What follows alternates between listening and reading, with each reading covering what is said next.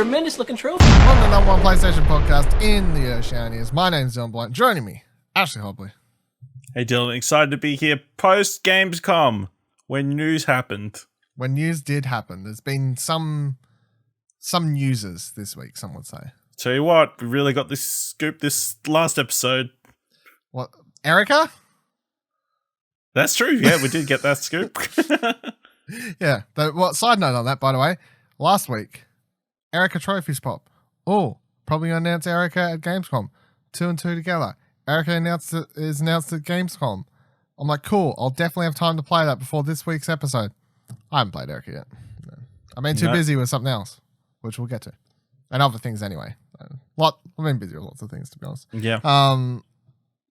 And we've got other shit. We go look out what we announced a returning and a new show this week for Explosion Network. Go look at that. Go check those out.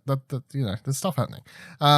This week in the trophy cabinet though, bronze trophy, Uncharted news. I'm giving it a bronze trophy. It's kind of sad news, but it can have a bronze for that anyway. Silver trophy. There's PS5 dev kits out in the wild, or are they? We'll see. A gold trophy with, as we just said, Gamescom. It was a thing. There's news. There's things to discuss. Really, Gamescom just stands for Death Stranding, but whatever, same difference. And we hit a platinum with Control, which is a game that's out today as a posting, but I've already finished it, so we'll talk about that. Firstly, though, one little side note of housekeeping. I'm putting the Dreams segments on hiatus for at least the time being, potentially through to the end of the year, or because I feel like we're about to get into silly season, and I'm like, I just don't want to keep up with the putting time. I worry I won't have time. What a week to decide to drop the Dream segment. Yeah, I know, but you know, I was like, well, I'll drop it now, I'll drop it at some point, but whatever. I'm like, well, now then, it's the start of the month. Technically, I could wait till next week's episode, but it's the last week. It's basically September. Who knows? It could come back anytime. Is Dreams to talk about. Well, yeah. Keep dreaming, people. Keep dreaming. That's right. So, just because I feel like we're about to hit the silly season with not just games to play, but like stuff we're doing. Obviously, that's true. It's PAX, and then there's like end of year awards stuff that you start. Like, there's gonna be a lot. Just said we're launching 2 new shows. Yeah, I've got another podcast that I'm editing at the moment, which, yeah, it's called Radio Movies. You should check that out if you're a Kevin Smith fan. So look that one up if you're into the Viewer Skew Kevin Smith stuff. It's got Ryan Betson and Buddy Watson. So they'll be coming. So that's going to keep me busy. And then also Older Round Explosions returning. So we're going to be busy. And I just don't want to have to be like, oh, fuck, I better hurry up and play some Dreams this week because running out of time. I don't want to be forcing myself and rushing to do it without being able to just enjoy it, because it wasn't that hard because we put on the fortnightly schedule. You know what I mean? So I'm like, it's fine. Yep. I never felt super rushed or hard to find some time to kick around the Dreams. And I just worry I might get into a stage now where I'm like feeling like playing Dreams is becoming a hassle, or a job or whatever. So at the moment, we'll shelve it for the time being. But I do have fun diving into that game and checking out the stuff because it's a weird and wacky world. But we will talk about some Dreams news in just a moment. But first, I do want to talk about Control. So Control is out today. We got a review copy sent over really early. So I've finished it, done, reviews up, explosionnetwork.com. Read it over there if you want. Gave it an 8.5. I honestly feel like I would go higher if it didn't have as many. I'll get these straight out of the way. So I'll get my big negative out of the way straight away. It has not major technical issues, but it had enough that I made note of it. Noticed. And I feel like that's worth going in on the PlayStation side, because I was playing on a PS4 Pro and I was having some issues. And I feel like potentially if they're that bad, or not even, they're not terrible, but I'm like, maybe they're worse on the normal PS4. You know what I mean? Like if I'm having issues on a Pro, because I feel like whenever this situation happens with games, the base PS4 always gets the worst end of the stick here. And by problems, I mean the game. Well, we'll discuss what the game is in a minute, but the game has a lot of destructible environments and hectic action and shit's exploding and fucking shit's flying everywhere. And when you get into more hectic areas, at stages, like the frames per second felt like it was dropping to like the 10 to 12 range, which is really bad. and it only happened a few times, but it was more than one. Which if it only happened once, I would have been like, meh, random hiccup, whatever, not the end of the world. But it happened several times, enough that I was like, this is kind of noteworthy. And then also whenever it saved, it did but like this could be froze. something that could be fixed by potentially a day one patch. Potentially if they patch these things, maybe. But that not groundbreaking, not game breaking, because I gave it an 8.5, but I feel like I left out of it going, I really love this game because I really did like this game quite a lot. And I just kind of had to knock it down from that 9-ish period, I felt, because of technical issues. But try and describe what Control is for people who don't know what Control is, because Control is a really fucking weird game and it's hard to describe. I think the easiest way I go to describe it, and it's kind of how I did my review, is it's kind of like the X-Files, or it seems very heavily inspired by the X-Files or and Twilight Zone vibes and these sorts of old FBI sci-fi spooky procedural type shows and stuff like that.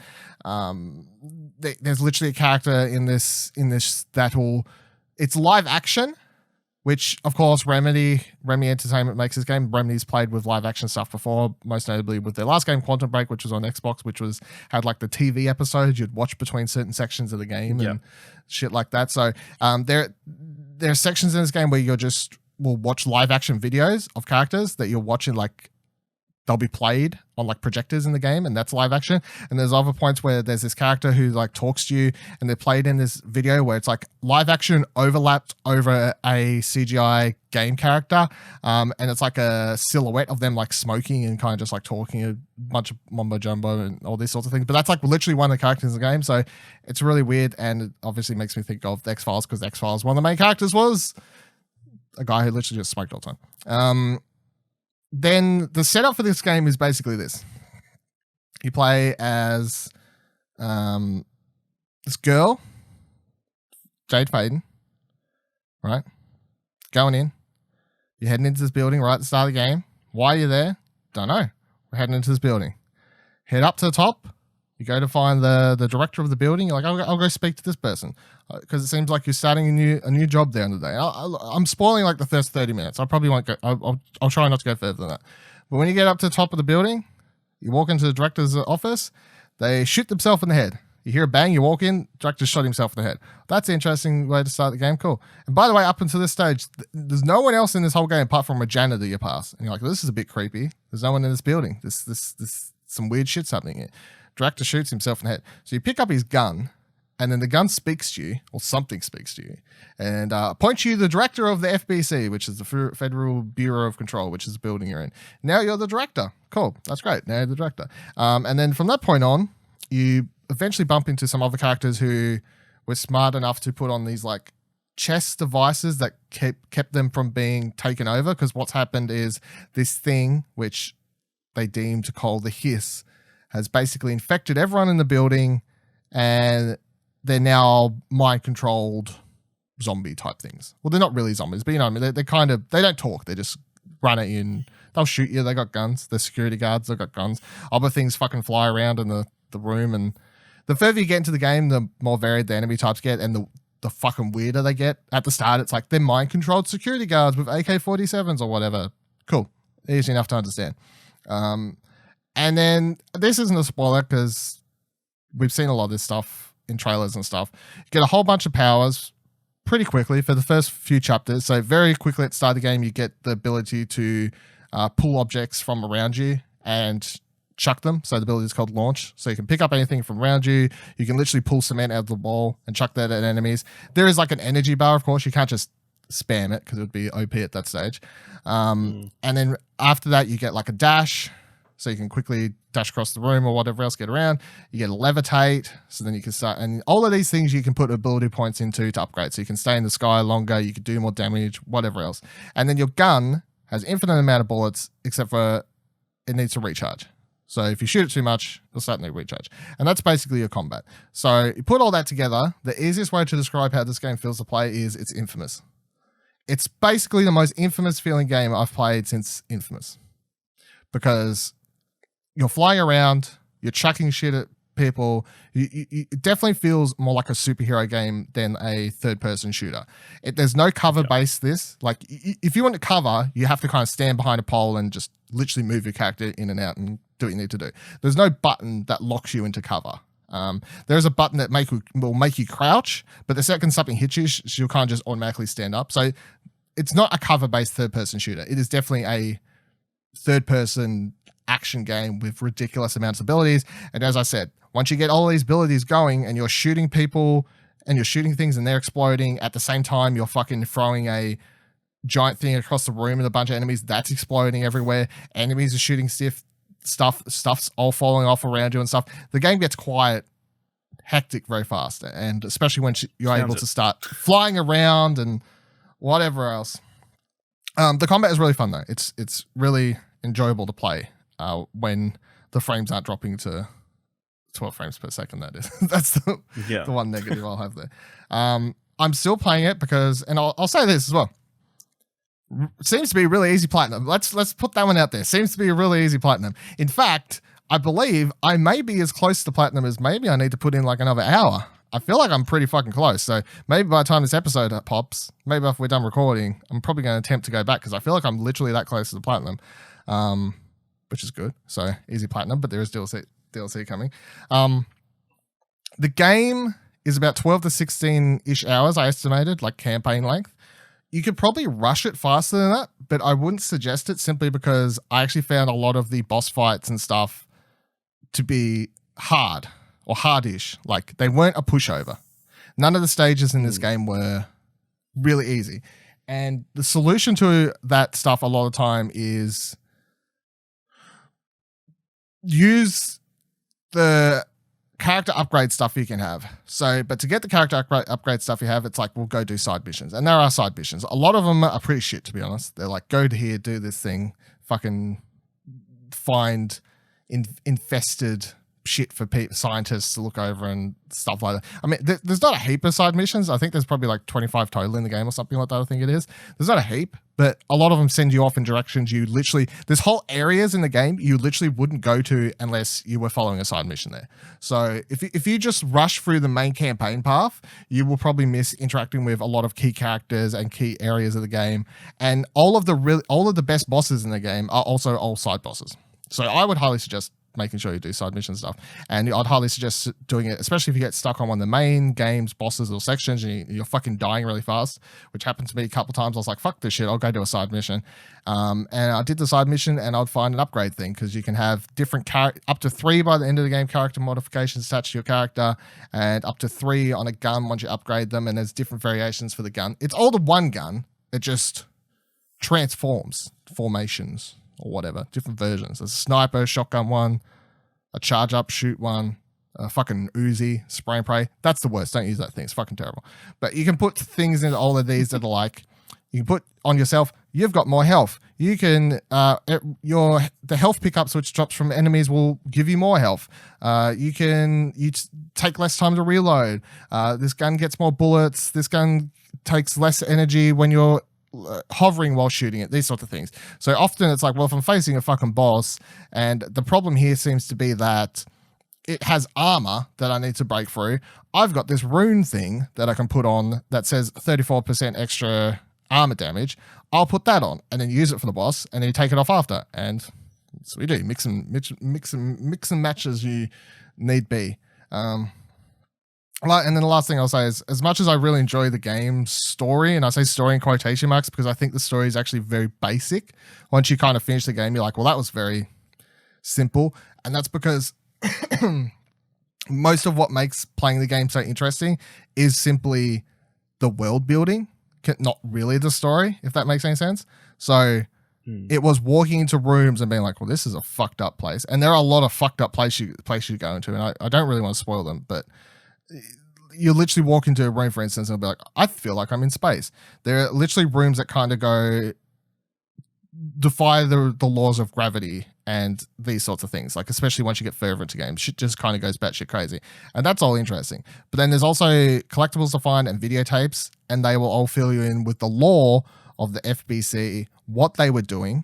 And what they do is they investigate paranormal objects, basically, and try and take control of them and experiment on them. And this is how they kind of led themselves to the precarious position that they're in currently.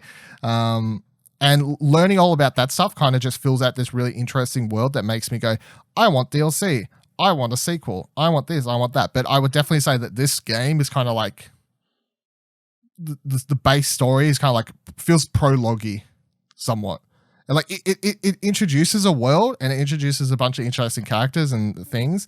But by the end of it, I'm like, okay, well, next season, what are we doing? Because like I want to see what happens next. And the story is very simple. Yeah. And that's basically Control. Do you have any questions about Control, considering it's fucking that weird game that I feel like they're having trouble? Yeah, it sounds crazy. It's all set in one building, right? Which is makes it your explanation of it sound even crazier. Yeah, so the building itself, I should have said that, sorry. The building itself is a like paranormal object itself. So the building's called the Oldest House, is what they call it. And it was a building that the FBC discovered and then they decided to turn into their base for whatever reason. And it's basically it's basically think like a Harry Potter house, something like that, where it's got something on it so muggles can't see it. So it's placed dead center in the middle of New York City, but normal everyday people will just walk straight past it. They won't see it. You know? It's like the Sanctum Sanctorum or whatever. Yeah. Dr. Strange's place. Yes. It's basically that. And it's from the outset, it just looks like an everyday normal building. Especially when you start the game, you can't just walk in. You're like, what are we doing? You know, it's just everyday New York building. Sure, I'll go up this elevator. But once you start getting further into it, you will, the places you go and wherever you go, it's like that place is just never ending. It transports you to alternate planes, basically, all contained within it. Yeah. But Control, honestly, definitely one of my favorite games I've played this year. I think discussing it with people with spoilers on is going to be way more interesting. As I said, not for character or spoiler things, but honestly just be like, oh, remember this part, like when this thing happened, like did you think that was freaky, or like this thing, you know what I mean? Like, oh, when you walked up this thing, was this was weird? And I'll say that it's not a horror game, but it's definitely tonally freaky at times, you know? It doesn't scare you, or like it doesn't jump scare you or anything like that, but it's just off-putting constantly, especially because as you're walking around, you just hear these fucking voices constantly, just muttering stuff like often it's the bees and the one that want to do this thing, and you're like, what the fuck is that? And because I play everything with headphones on, I'm just like, can you shut up? Like, stop talking to my fucking ears with this thing. It's doing my head in. But I'm really enjoying it. I've been doing all the side missions, and there's, as I said, a lot of side missions lead to optional bosses, and those optional bosses are harder than any of the main game bosses. So that's why I'm doing it. I feel like I'm so close to the plat. But I think they've announced 2 DLCs coming as well. So that's good because I want more. I want more, and I want the 12 frames per second issue to be fixed. Is what I want from Control.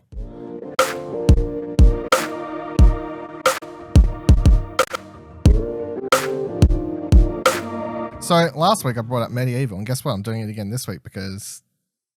Oh yeah, the second best skeleton protagonist game this year. Stop your dirty mouth.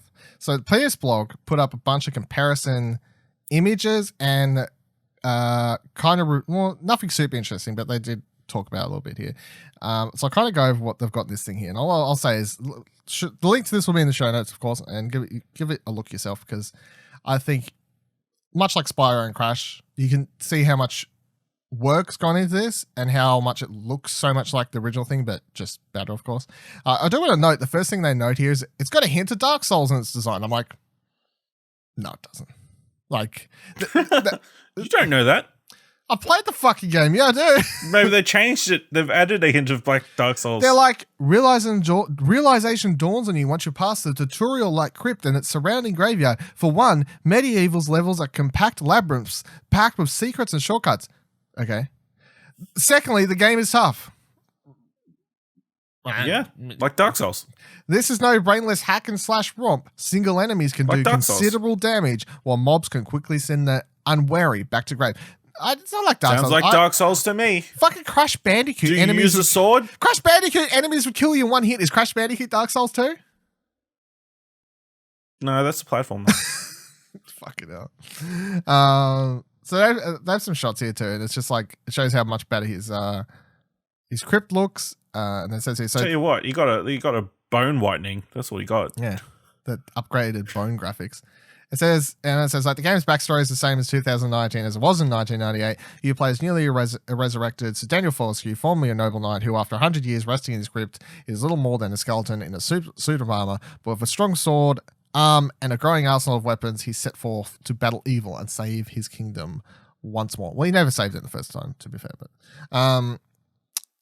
but you're not the hero legend makes you out to be. So history remembers Sir Daniel Fortescue as the legendary knight who defeated the evil sorcerer Lord Zarok 100 years ago. The reality is less impressive. Dan was arrow fodder, the first slaying during a charge across the battlefield. As a result, Dan was never able to descend to the Hall of Heroes, MediEvil's version of Valhalla. His surprise resurrection is a chance to live up to his legend and secure a spot amongst Galamir's greatest. So they show a lot of stuff here, and I just love it because, as I said, as someone who's played the game, I'm seeing screenshots and being like, yes, like it just looks exactly the same, but but not. But the thing is, the remake screenshots look like how I remember it. Is the thing, you know how like you remember shit better, remember things looking good. Yeah, so. When I see the remake screenshots, I'm like, yeah, but that's how it looked like in my head. But in reality, it looks like these other screenshots. It looks like a bunch of twigs. Yeah. And I'm like, it doesn't look like that at all. So some interesting things here. They note it says, it's tough to chinwag when you've got no jaw, but Jason Wilson, who also penned MediEvil's story, admirably managed to capture the ragged rafts of a mouthless Sir Daniel Fortescue, making it fun rather than horrible. So there is no one better to capture Dan's personality for this PS4 remake, with Wilson re-recording all his dialogue. So I think that's pretty cool, getting back the original voice actor to redo all the dialogue, of course. Elsewhere, the game retains the original high-res audio of its supporting cast. For example, the numerous stone gargoyles quickly in-tone advice to the curious, just as they did back in 1998. But there are also fresh additions to the voice cast, such as the game's new narrator, portrayed by voice actress Lani Minella, who's from Soul Calibur 6, God of War, and XCOM 2 is who they've credited this person as. I don't know who they played as in let's double check. Yeah, let's double check. Let's on the fly double check this. I'm like, who the fuck do you play in double? I didn't see this before when I was looking. Mystery fucking additional voices. Yep, cool. Thanks. That was worth every single second of that. Pasta. That was Pasta. Yep, great character. It says the original soundtrack has also been updated. The PS4 remake replaces the orchestral synth sound of the original with the real thing, with the Danny Elfman-inspired score re-recorded by the Prague Symphony Orchestra. Overseeing its production, composer duo Bob and Barn, who also wrote and produced the original soundtrack. So lots of great things there. I think I'm super pumped every time I see it. As I said last week, great details. They also got before and after, like remake an original game of the first boss in the game here, which is this like monster that comes out of a cathedral mirror, and it's basically made up of all stained glass window. Yeah, stained glass windows, which was unless I'm remembering wrong. No, that is the first boss in the game, yeah. Which always scared me as a kid because it's fucking really freaky, and it's like one of those things I'm like, it doesn't look that scary now, but I'm like, maybe if I was a kid, it would look a lot more scarier. But yep, MediEvil looks great. Can't wait. Okay, so Gamescom. Let's start. Let's get into it. Firstly, as I was kind of teasing around before, Dreams did well at Gamescom. Dreams did quite well at Gamescom, and that's why we cancelled the segment. Well. No, that's not. Yeah, it did too well. It's too mainstream now. Too mainstream. We can't talk about this mainstream stuff. We only cover hipster PlayStation news here. You know, the official. Only small, uninteresting in PlayStation games. That's right. We're like the MediEvil. Number one hipster PlayStation podcast in there. Look, don't call MediEvil hipster, you motherfucker. This article comes from Push Square. It says Sony's booth at the Gamescom 2019 did look a little light this year, with heavy hitters like The Last of Us Part 2 and Ghost of Tsushima taking a backseat, and Death Stranding not playable. That didn't stop the Japanese giant from taking home a bunch of awards, though, as Concrete Genie won Best Family Game and Dreams won Most Original Game. Media Molecule also secured the gong for Best PS4 Game. So I think that's super interesting. And I also think it's super interesting that... but they also won Best of Gamescom, so they won the best game overall. Yes. Best... Which is... And of everything there, Dreams wins. People sleeping on the game is what I was saying. People sleeping, you know. It's also funny because, of course, it's not actually like officially out.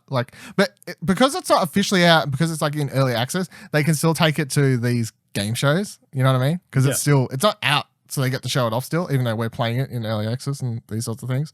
And I kind of like too how I like this image that Sony had at Gamescom, because they're.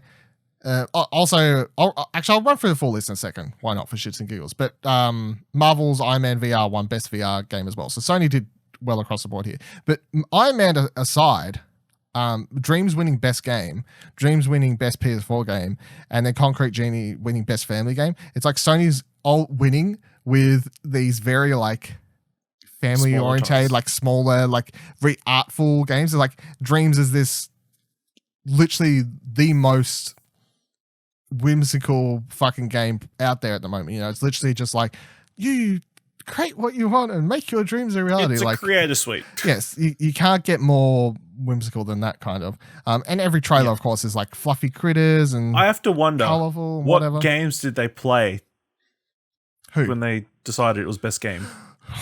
Like, what games in Dreams did they play? They would have the demo ones on show there that we probably played at PAX, or different versions, I guess, like new ones probably. Well, they just start playing random stuff that's in they start dream surfing. Maybe. They're playing that weird Cuphead 3D game. Maybe. Well, we couldn't do those that. Weird Sonic ripoffs. That's a good thing of note, because last year when we played at PAX, of course, it wasn't up yet. So, like, there was no... We couldn't dream surf if we wanted to, because the game wasn't out for people to... They hadn't even done the beta yet at that point. So, yeah. Nothing was happening. And then, it's just funny because then of Concrete Genie winning as well, it's like a game about literally spray painting life back into your city and defeating the darkness through the power of art. You know, so I kind of like how these two games win. But I'll run through this quickly from bottom to top that they've got here. So best PS4 game was Dreams. Most original game, Dreams. Best hardware was the Xbox Elite Controller 2. Best VR AR game, Marvel's Iron Man VR, which I quickly do note that it's, of course, good that that game's getting as well received as it is. Any kind of worry I have about that, I feel like is constantly getting chucked aside with people saying how good it is once you play. You know? Like people, every time I see video, I'm still just like, but I feel Could like, it be? I feel like obviously once you put the headset on, it's like, you're good. You feel good. I am Iron Man. Yeah, I am Iron Man. Yeah. Best ongoing game went to Monster Hunter World Iceborne. Best multiplayer game went to Borderlands 3. Best strategy game went to Desperados 3. Best sports game went to Roller Champions, which, if you don't remember, was that game that was randomly announced during Ubisoft's conference this year. The roller derby game. Yeah, roller derby game, which they put out a week long or whatever it was, open beta thing or whatever. Best simulation game was Planet Zoo. Best role-playing game was Wasteland 3. Best racing game was Grid. Best family game, again, Concrete Genie. Best action game, Doom Eternal. Best action adventure game, Black Sad Under the Skin, which I have no fucking clue what that is, to be honest. No clue. It's based on a French graphic novel. It's like it looks like it's going to be Telltale-esque. It's like a detective story. So I saw the trailer about a few months ago. I'm keen for this one. Okay, coming out in November. I don't think I've seen anything about it. Well, or I've just ignored it or whatever else. But that sounds cool. Well, from what you're pitching, I'll have to watch it after this probably.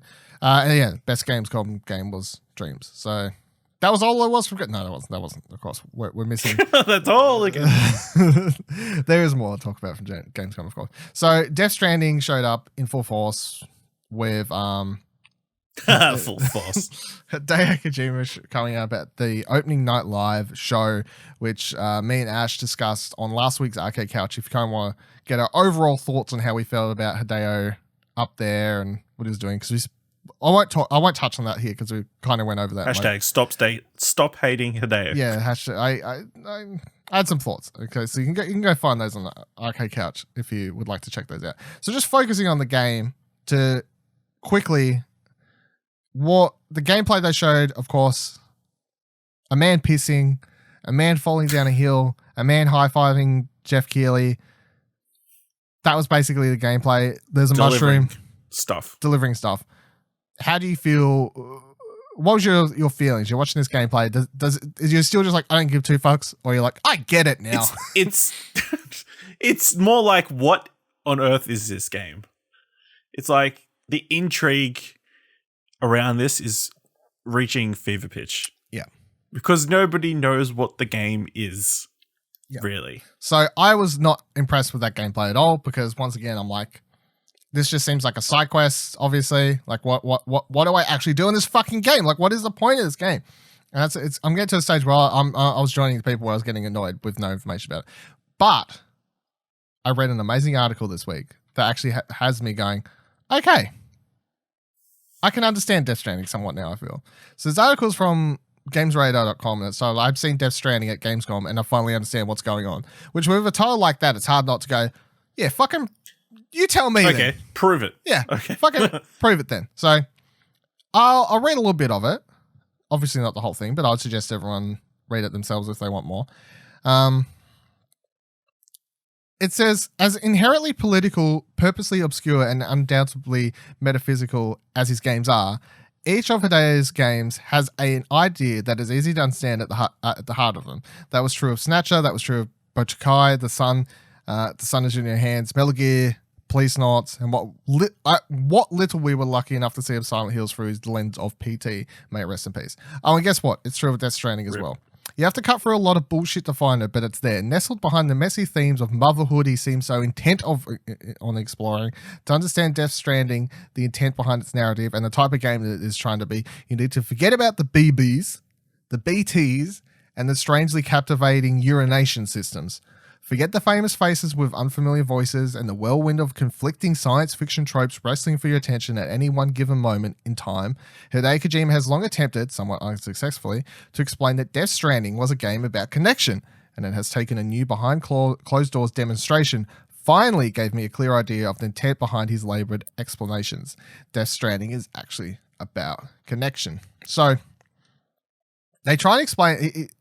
what it does here is it actually explains the... literally, this is the only article or thing I've ever read or seen in my life that has actually explained the general setup for the game. You know? And just having that explained to me was enough for me to be like, why the fuck couldn't they have said this? Like, I now understand. So, who wants to know about the setup? Yeah. They want to know about the heart man. They want to know about the dead man. They want to know about the dead babies. They want to know about the urination system. Not babies, bibbies. Bibbies. So it says, continues, the thing that really stood out to me was just how simple it was the game was at its core. Death Stranding is a game about walking.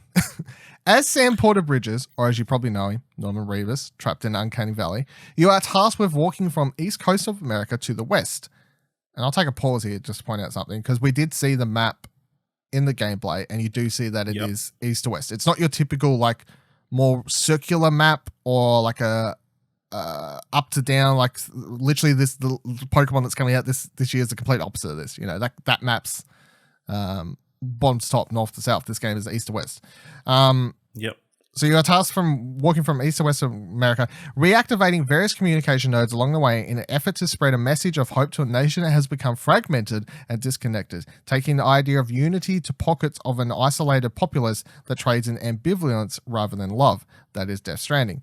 And so you will walk. You will retrace the steps of Emile, the daughter of the President of the United States of America, who embarked on her own east to west journey with a convoy sometime before the game kicks into gear.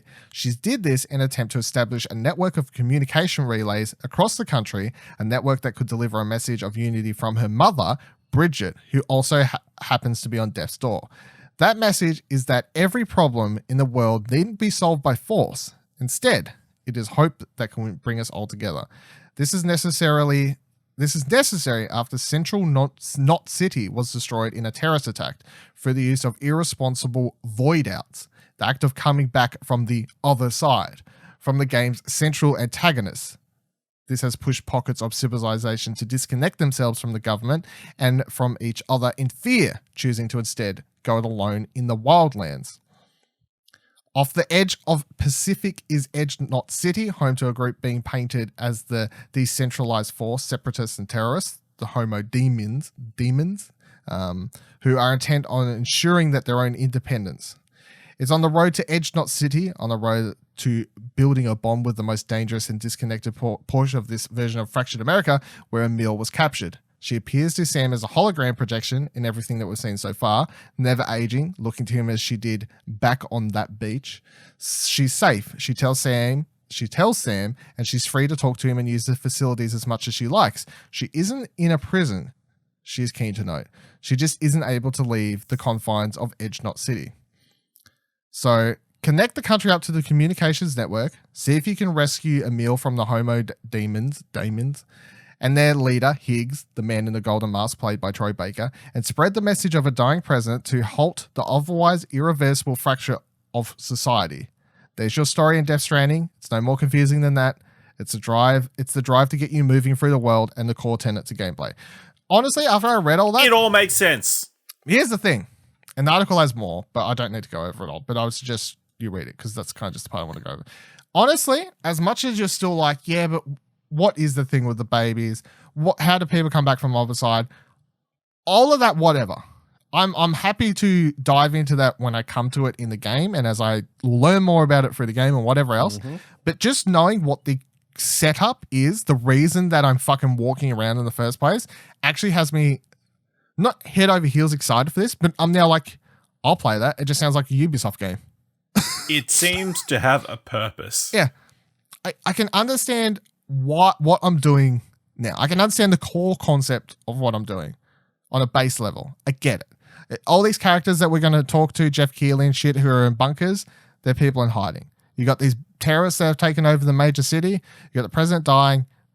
You're literally just spreading a message of hope. And from the start, Kojima said this game was like more political, or have some sort of message, I guess. And I guess the message is supposed to be we should stop fighting and we should all start working together type thing, which makes sense because there was that thing in Phantom Pain where you could create nuclear bombs for the and that would like multiplayer portion or whatever. And people always theorized that there was this secret ending to the game where it required every single person playing the game to destroy all the nukes they have. And people reckon they found it in the files and stuff. Of course, it was never going to happen. But it kind of says the once again, that's something. A teaser of Hideo's views on things, I guess, somewhat, the way he's going there. So yeah, like I can understand the core concept now, somewhat. Like, again, ignore the babies, ignore the coming back to life, whatever the fuck else. You're a character literally out trying to spread a message along the road, talk to different people. The game's literally about talking to a bunch of side quest characters, and along the way, you'll probably... that's what I'm saying. It sounds like a Ubisoft game. It's just an open world. You're going around, you're doing side quests, you'll fucking light up things, you'll activate new points of the world map, whatever. Bunch of walking. Cool. I can play that. I'm happy to play a game that is a bunch of tick boxes. You know what I mean? Like, go here, tick. Go here, tick. Do this, tick, tick, tick. Cool. Is America to scale? I don't think it is, because I don't quite think you'd be able to walk across it in the time I will in this game, even if that's a couple days' time. I don't know. I could. I really don't think it is. So, does that make more sense? Do you think that's probably the best explanation you've seen? Yeah, by far. By far. At least you've got a purpose. You've got like a clear motivation. Yeah, you got a goal. Yeah, it's a hero's journey. Yeah. At least there seems to be some point to all of it. Yes, that's what I'm saying. Like once you have that core concept of why you're actually walking around doing anything, I'm now open to the weirder shit. All the batshit crazy stuff. Yeah, like I need this base level thing to grab onto to be able to be open to even exploring all the batshit crazy stuff. But for some reason, this game, well, just because it's a Kojima game, I guess, it's like all the marketing and everything is like, we will share the batshit crazy stuff first. We don't need because that's what you expect. Yeah. But no. But no, yes, I was quite good reading that article. I literally had an epiphany. Like I'm sitting there, I think I was at work reading it, and I was like, fuck. Like, man, I want to play Death Stranding now. Now I can understand why the fuck I would play this game and what I'll be doing. Yeah, I know. Is it Game of the Year material? I still have no idea. But honestly, as I said, if I'm in the right mood, I'm quite happy to play a game that is just walking around going to place. Ubisoft teching boxes, Assassin's Creed climbing the towers, activating all the synchronization points. That's literally what this just sounds like to me. It's like activate a bunch of waypoints, deliver some packages, do some side quests, whatever else. There's going to be some more crazy shit, sure, but that's what it sounds like to me. Also, update on the whole thing we talked about the other week. Was it last week or the week before? I don't even remember. Death Stranding being pulled off the exclusive list thing on the PlayStation website. Push Square wrote a follow-up article saying, remember when Sony removed Death Stranding from the Page's website listing as exclusive games? This, along with the absence of a only on PlayStation tag on its official box art, prompted fierce speculation about the nature of its release exclusivity. Well, the debate has now been revived, as practically every image of the title at Gamescom 29 is plastered with exclusive for PS4 icons. So, I mean... wow, what a surprise. Yeah. The game that they said was exclusive to PS4 is exclusive to PS4. People will still theorize that it might be a time thing, that, of course, it's probably going to come to PS5 as well, which means that the exclusive to PS4 thing isn't technically right if it's going to actually come to PS5 as well, which I believe it'll come to PS5. I don't believe it's coming to PC. That's my view. I don't think it's coming to PC. I do think How are they going to rock the controller to calm the baby? Exactly. You fucking pick up your mouse and you... That doesn't feel the same. But like it does, like, no gyroscope. Technically, people who want to go that direction are right somewhat, because that's what I'm saying. Like, I believe it's going to come to PS5. I 100% believe it's going to get ported to PS5. And if I believe that, that means the wording of exclusive to PlayStation 4, it may be technically right at the moment, I guess. But at the same time, like, if they know they're porting it to PS5, then it's not actually exclusive to PS4. It's exclusive to PS4 and PS5. Okay, so one of the biggest things that happened during Gamescom wasn't actually at Gamescom. For some reason, Sony's like, ha! Hey, Jeff Keighley. I know you're in the middle of a show. Yeah. But how about we tweet out that we've brought Insomniac games? It was fucking hilarious. I'm sitting here watching Opening Night Live Gamescom thing, and I've got Twitter open, of course, at the same time. I'm, refreshing, doing what you do. Yeah. And it just pops up. Like a Sony UK or Sony official, whatever one I saw first, whatever. It was just like, hey, welcome to the family, Insomniac. I'm like, what a move. Yeah. Like, let's just announce that now. I mean, sure they did it before, during Opening Night Live, but what they really were aiming for was before last week's Platinum Explosion came out. Well, that's true. That is also very, very true. Could use something to talk about last week. So before we get into how you feel about this and what you reckon, Jason Schreier put up an article, news story about it. So quickly, just some Insomniac history here. It says, founded in 1994, Insomniac remained independent for 25 years, working largely with Sony on series like Ratchet & Clank and Resistance series, but also with other big-name companies like Microsoft, which published the colorful open-world game Sunset Overdrive, unlikely to get a sequel anytime soon. And Insomniac has also worked on several VR games with Oculus, including the upcoming Stormland, currently announced as an Oculus Rift exclusive. Notably, Insomniac's previous VR games have not been released on PSVR. Spider-Man, a PS4 exclusive, was the studio's most successful game, selling 13.2 million copies according to Sony press release released the day of them buying it. Given that fact is news and the end of their first game, it's safe to say that a sequel is in works for the PS5. Yeah, so what was your thoughts? Was it just a shrug and, that makes sense, or? I mean, it makes sense. It was surprising because obviously Sony have offered to buy Insomniac several times throughout their history. Why now? I guess probably on the back of the success of Spider-Man.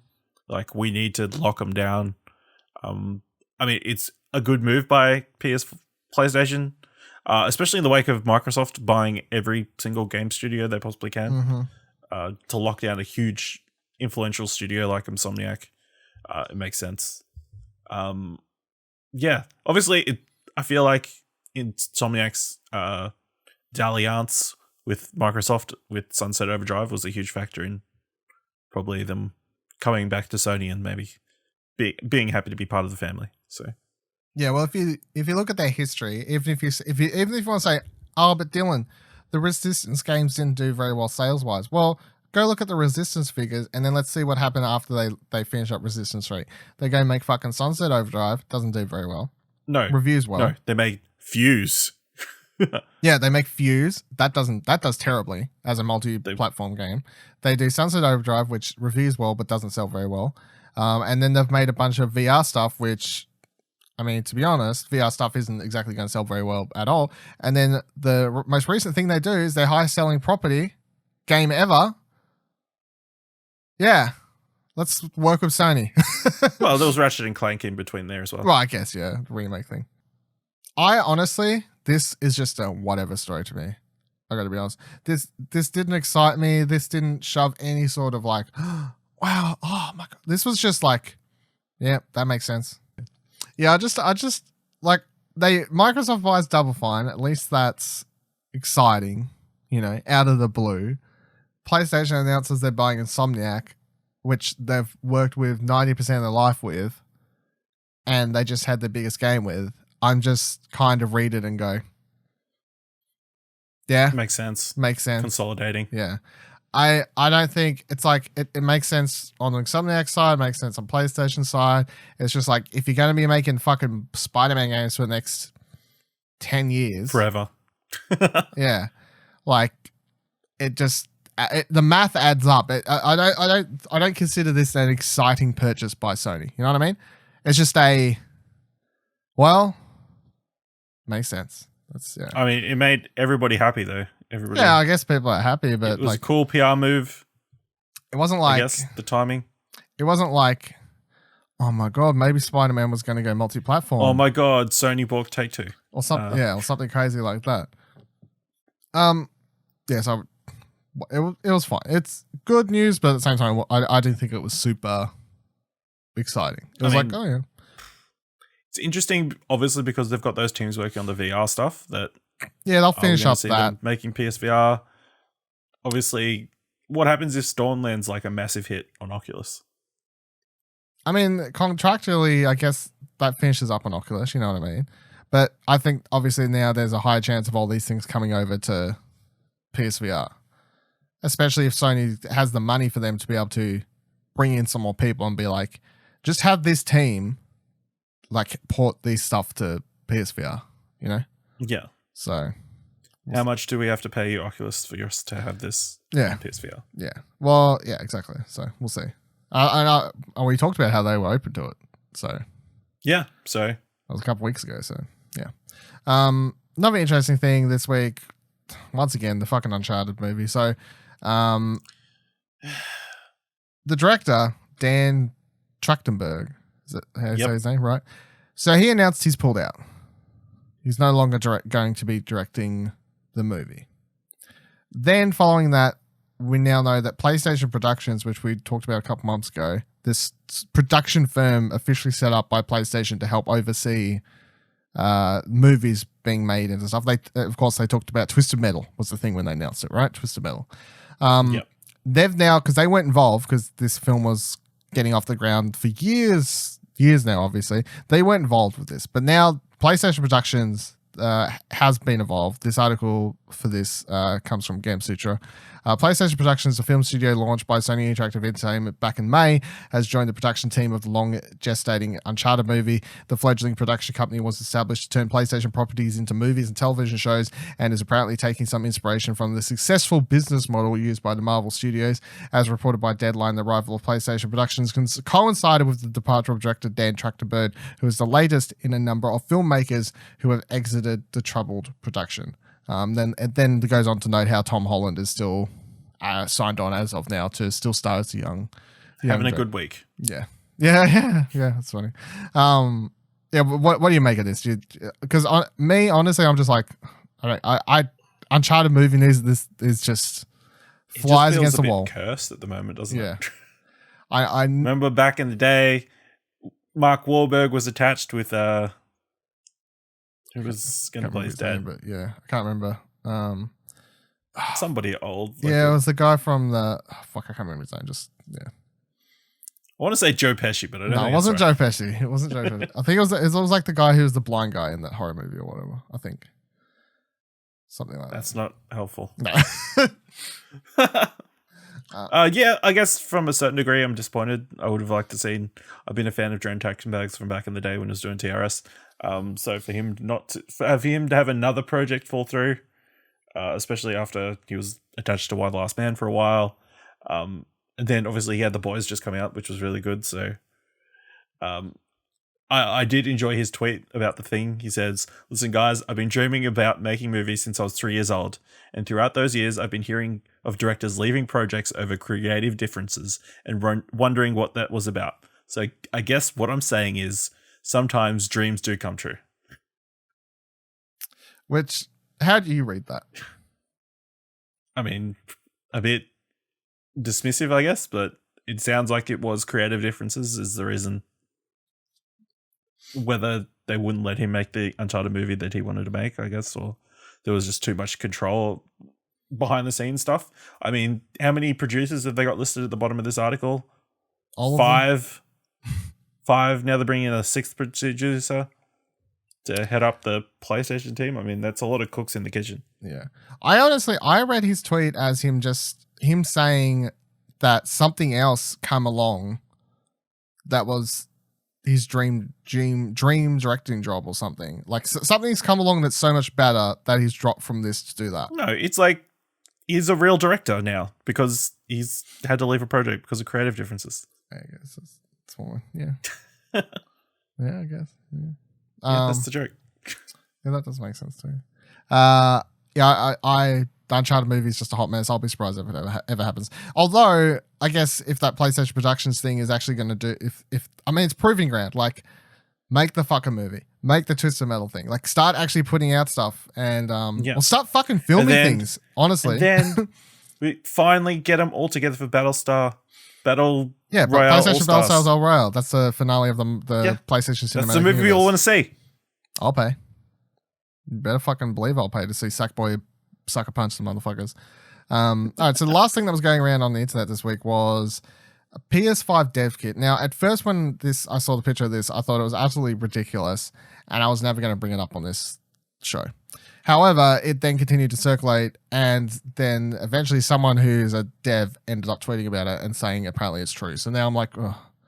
Like this thing's just everywhere. I feel like I can't ignore it at this point. But so this story comes from DualShockers. It says it appears a development kit for the upcoming PlayStation has been patented, and some developers may have already got their hands on them. Earlier this week, Dutch website Let's Go Digital released an article regarding an unknown patent submitted by Sony Interactive Entertainment. In the article were photos of the patent and quickly led to speculation that it was the PS5 development kit. Yesterday, Matthew Stott, a senior artist at Codemasters, confirmed it is a dev kit in a tweet saying, quote, "We have some in the office." Codemasters is the developer of the F1 series and the upcoming racing game Grid. As of today, Stott has set his account to private. This past April, lead system architects Mark Cerny spoke with Wired about expectations and hardware of Sony's next generation console. Cerny also confirmed that the console will include a solid-state drive, backward compatibility, and recently there have been rumors of a PlayStation meeting. These rumors were going out last week, by the way, and I ignored them for that episode because I thought they were mumbo-jumbo. Recently, there have been rumors of a PlayStation meeting taking place in February. If the rumors are true, this could be when Sony debuts the console and all its details. So the picture, in case you haven't seen this, is, how would I describe this for people who can't see this? It is a box with a V drawn into an upside down V drawn into the front of it, basically. And what it looks like is a whole heap of fan slots in that section. And then on the front, it has 5 USB buttons. Now, the reason I thought this was fake is this. When I first saw this, 5 USB slots, fake. I don't know. It looks like 6 to me. 3, 1, 2, 3, 4. Oh, yeah, 6, right. Someone's just drawn that 6th one on the left. A bit not straight. 5 or 6 USB slots, fake console. No way we get that many fucking USB slots. I'm lucky to get 2. For a dev kit, though. Okay. They need to plug in more USBs. Maybe. So what do you make of this? Because originally when it was going around, as I said, I was just ignoring it because I was like, this thing looks utterly ridiculous. This is fake. But then, of course, when you have a developer say, hey, we've got one, it's hard to ignore that at that point. No, this is actually an air conditioning unit. It does look like an air He got conditioning. confused. It does look It's like all an good. air- It's all good. He just got confused. Yeah, that's why he said it's his dev kit. His tweet says it's a He's dev been kit. plugging his USBs into the air conditioning unit. It doubles as a USB charger. I mean, it makes sense. We talk about all these incredible things it can do. It needs to be ventilated very well, and that seems to be the priority for this dev kit. It seems to have so many grooves and fans and vents. It's crazy. That is definitely not going to be how the final product looks. No. So No fucking way you can market that without everyone making jokes. I can't remember who tweeted it, but I saw someone tweet today. Look, it's got a spot where you can rest your dick and balls. I was like, that's cool. yeah, when you get angry, you can put your Well, no, it'll cool it off. Cool When down. it's a hot day, you just rest your dick and balls in there and it gets cooled off. It's got a nice V slot there. Yep. Yeah, there's. Do I believe this is a real thing? I find it really fucking hard to believe because I'm like, this thing looks so ridiculous. But when there's someone tweeting who works Codemasters, I know, it's upside down. That would make more sense. so everything's at the back. All your USB slots, your power button. No, that's still at the front. It's just you flip it. So the gap is at the bottom. I mean, yeah, I guess. But then the picture, no, because why would you have the power button below? Well, I don't know. I mean, yeah, sure, but even then, it's a weird fucking design, I guess. Like, It is a weird freaking design, but weird- it's a dev kit, yeah, so I know. it's not meant to look pretty. No, most dev kits don't look pretty, but I'm like, it's such a weird. It's a weird thing. But yeah, I guess believe that one if you want to. Don't believe if you don't want to. You be the judge, of course. That'll do it for this week's episode of Platinum Explosion. Kind of looks like Wally's head, doesn't it? Go look up that picture of the fucking PS5 dev kit if you would wish. Until then, you can follow me on Twitter at Vivaladil, Vivaladil. You can follow Ash on Twitter at Ashley Hobby, ASHLEY. You can follow the show on Twitter at Plat Podcast, and you can help out the show by giving us a review either on Apple Podcasts or alternatively Podchaser, or just tweet at us and be like, thanks, good job, episode was rad, thanks. You can join our Discord, chat about us, games, ask for trophy tips, do what you need to do. ExplosionNetwork.com/Discord. This is, of course, a product of the Explosion Network, of which you can find many more shows, articles, news, reviews, including the aforementioned Control review, which is up right now over at ExplosionNetwork.com, and you can follow the Explosion Network on Twitter at ExplosionPod. Until next week, remember that every trophy counts. Dick in your PlayStation and you rub it around and it gets all cool and it makes a sound.